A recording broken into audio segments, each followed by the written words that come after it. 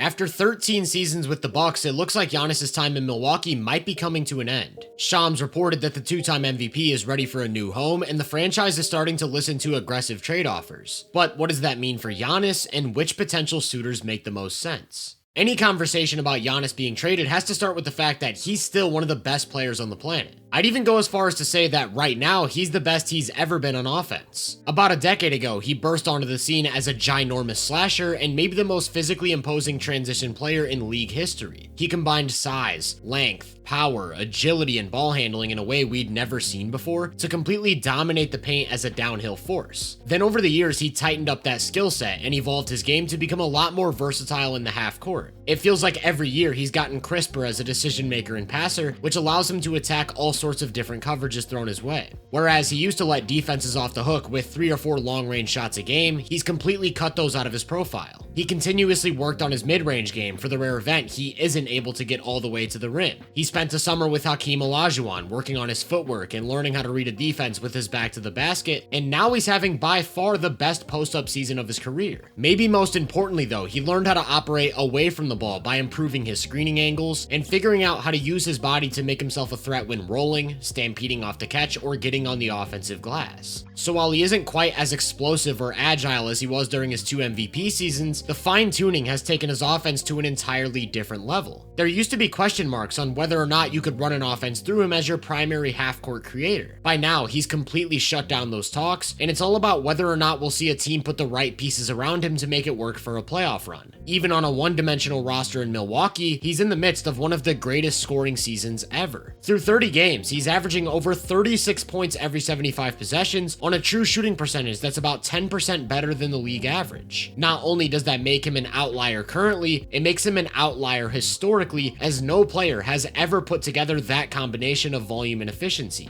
Along with the playmaking, that's had an overwhelming signal on the success of Milwaukee's offense. If you exclude garbage time, the league average offensive rating is about 116. With Giannis on the court, the Bucks are about 6.5 points above that mark, good for the 91st percentile. With him off the court, 7 points below it in the 4th percentile. Now, the defense is a little bit trickier. Back during those MVP years, he had the signal of an all-time defender. He even won a Defensive Player of the Year. At this point, I think it's clear that he doesn't move as well as he did laterally, and I'd say his hips are a bit stiffer, so he isn't quite as versatile. But that doesn't mean he doesn't still excel in key areas. Anytime he's behind the play, he's just a massive presence as a helper. He covers a ton of ground, protects the rim at a high level, and cleans the glass. The bigger question mark right now, though, is his defensive motor. He tends to take a lot of plays off, and one has to wonder just how much of that is a result of his situation. In recent years, he's been overtaxed on a team with no point of attack resistance and absolutely no wing versatility whatsoever. Even then, we'd get these flashes, like the 2024 NBA Cup where he looked like every bit of his Defensive Player of the Year self. Regardless of some of these concerns, I still view him as a very strong team defender. He's probably not going to compete for a Defensive Player of the Year, maybe not even an all-defensive team, but he's still clearly adding value. Along with the way he's been cooking on offense, I'd say he's one of the 3 best players in the world. And while we're on the topic of cooking, I want to take a moment to tell you about today's sponsor, HelloFresh. If you're like me and love the taste of a home-cooked meal but don't know where to find good recipes, where to look for ingredients, or even how to start it all, HelloFresh takes the hassle out of home cooking. You can choose from any one of their 100+ meals, so whether you're looking for a low-calorie, high-protein, or something more specific like a chicken quesadilla, you'll be able to find it. Not only can you swap out veggies and proteins like a customizable home menu, you can add premium steak, seafood, and chicken with no additional cost. It's like taking the convenience of fast food and then adding the health benefits and taste of home cooking into basically any meal you can think of. And if you're wanting to get started, I've got the hookup. Right now, you can get a free Z-Willing 4-star chef's knife on your 3rd box, plus 10 free meals and your first box shipped for free with the code HoopVenueHFZWL. Make sure to use my code to get this deal before the supplies run out. This Giannis situation begs the question, how often does a top 3 player in the world become publicly available for a trade? Let's just say it isn't common. If we're loose with what we consider a top 3 player and just include potential candidates, even then, it isn't often that these types of guys become publicly available. In 2007, Kevin Garnett wasn't actively demanding a trade after 12 disastrous years in Minnesota. Instead, you'll have to look at names like Anthony Davis in 2019. Kawhi Leonard in 2018, Chris Paul in 2011, or Shaquille O'Neal in 2004. Even then, age is a huge factor. The only guy I mentioned that was older than 26 was Shaq, who had clearly started to trend downward. Giannis just turned 31 and is still playing at a near peak level. There's only one comparison that makes sense, one name that I intentionally didn't mention: James Harden in 2020. Harden was 31 years old, in the heart of his prime, and coming off of arguably his best season ever. Also, he had a long history with Houston, who made it a priority to either get him to a contender or to his preferred destination, Brooklyn. I don't know about you, but to me, that sounds like the Giannis situation to a T. And if Milwaukee goes the route of getting him where he wants to go, I wouldn't be surprised to see a similar return. That trade was a massive 4-team deal. Houston's return was salary-matched players, 4 unprotected first-round picks, and 4 pick swaps. That's not a huge haul, and it's doable for plenty of teams. When you also take into consideration that James Harden was an Iron Man, while Giannis has proven to be pretty injury-prone, unless there's a major bidding war, I don't think it's far-fetched to assume he goes for a similar price. So with that in mind, who can we expect to pull the trigger on a Giannis trade?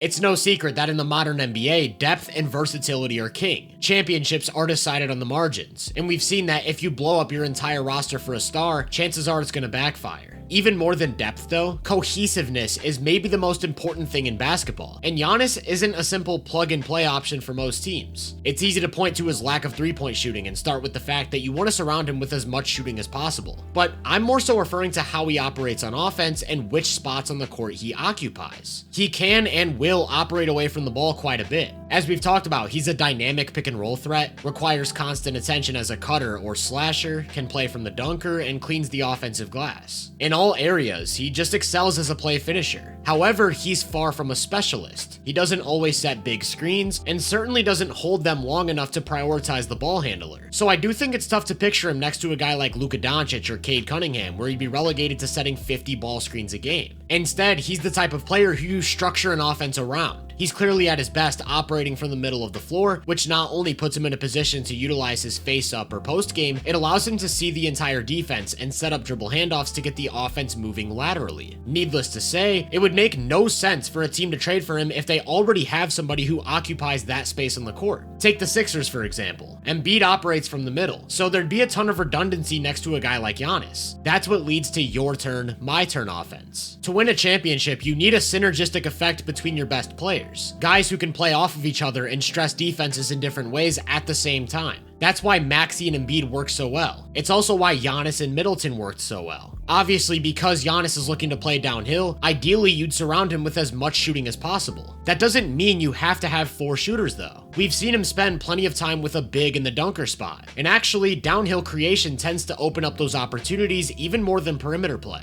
Anytime he starts to apply pressure, that big is the first guy to help, meaning dump-offs and opportunities to get on the offensive glass start to open up, which then starts to stress weak side defenders, leading to even more kickouts. I do think the benefit stops at one non-shooter though. If there's a third guy on the court who isn't a threat to make threes, it becomes really easy for defenses to do their job, and you'll probably lose the math game. However, you don't want one-dimensional shooters. That's been a big part of the problem in Milwaukee. They've had a surplus of shooters who aren't dynamic enough to make plays on the move or off the catch. And the Pacers took advantage of that in the first round of last year's playoffs by forcing kick-out passes above the break, running these shooters off the line, and making them create inside the arc. With all of that in mind, I'd say there's a pretty clear formula to an ideal roster construction around Giannis. You need shooters who can make good decisions off the catch. You need a secondary creator, potentially even a tertiary creator to unlock the off-ball value in his game. However, you don't want a ball-dominant creator that's going to take touches away from him, and absolutely nobody who creates a large chunk of their offense in the middle of the floor. Then an added bonus is some level of defensive structure so that he doesn't have to do everything on that end.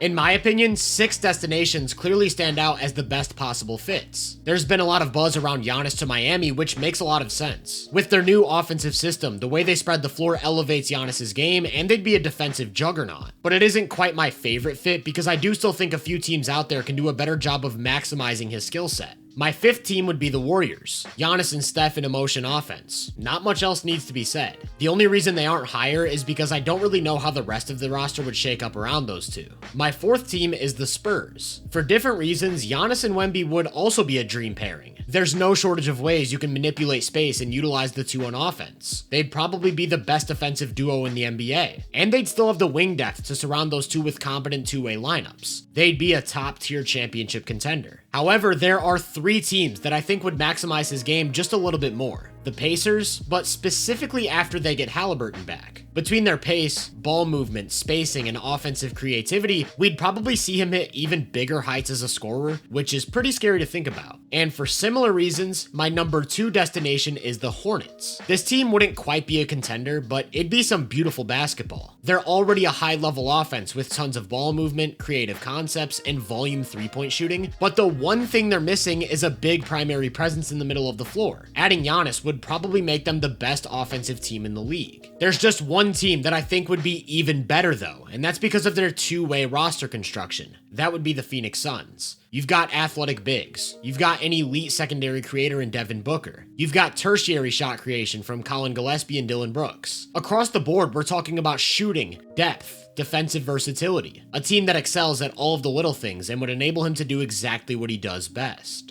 Personally, I think if the Suns could land Giannis without sacrificing big parts of their core, they'd be a tier 1 championship contender. But the coolest part about all of this is that we actually have no idea what's about to happen. Like I said earlier, this situation is a complete anomaly. Will there be a bidding war? Will the Bucks take the best possible offer or send him where he wants to go? Does this drag to the summer? Will they even trade him at all? What we do know is that Giannis is still one of the best players in the world. He's still playing at a peak level, and there are plenty of teams out there who would compete for an NBA championship after adding him to their roster.